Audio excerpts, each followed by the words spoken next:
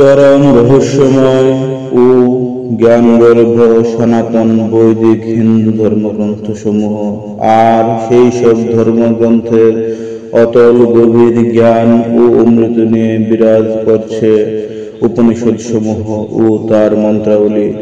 ধীরে ধীরে যুক্তিতর্ক ও ব্যাখ্যার পর্দা সরিয়ে চলুন জেনে নেই হিন্দু ধর্মীয় গ্রন্থের কিছু মন্ত্রাবলী ও তার অর্থসমূহ। জানতে হলে এবং এই চ্যানেলে নতুন হলে এখনই সাবস্ক্রাইব করুন আমাদের বাঙালির তন্ত্রমন্ত্র ইউটিউব চ্যানেলটিকে। বাংলা ভাষায় সাজানো অডিও ও ভিডিও লাইব্রেরি। আসুন প্রিয় দর্শক ও শ্রোতা, তাহলে এবার শুরু করা যাক উপনিষদের মন্ত্রসমূহ।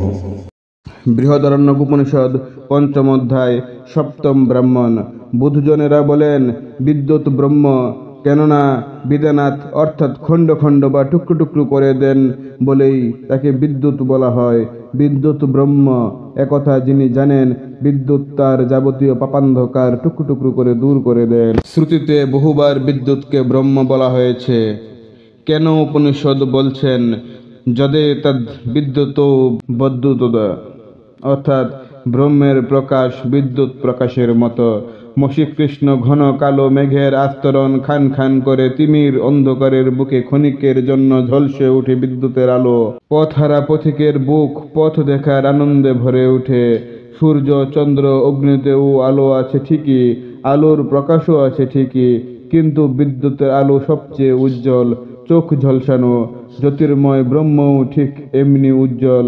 তাছাড়া বিদ্যুতের আলো যেন একটা চমক, ব্রহ্মের প্রকাশ বা অনুভূতিও ঠিক এই রকম। তাই বারবার বিদ্যুৎকে বলা হয়েছে ব্রহ্ম।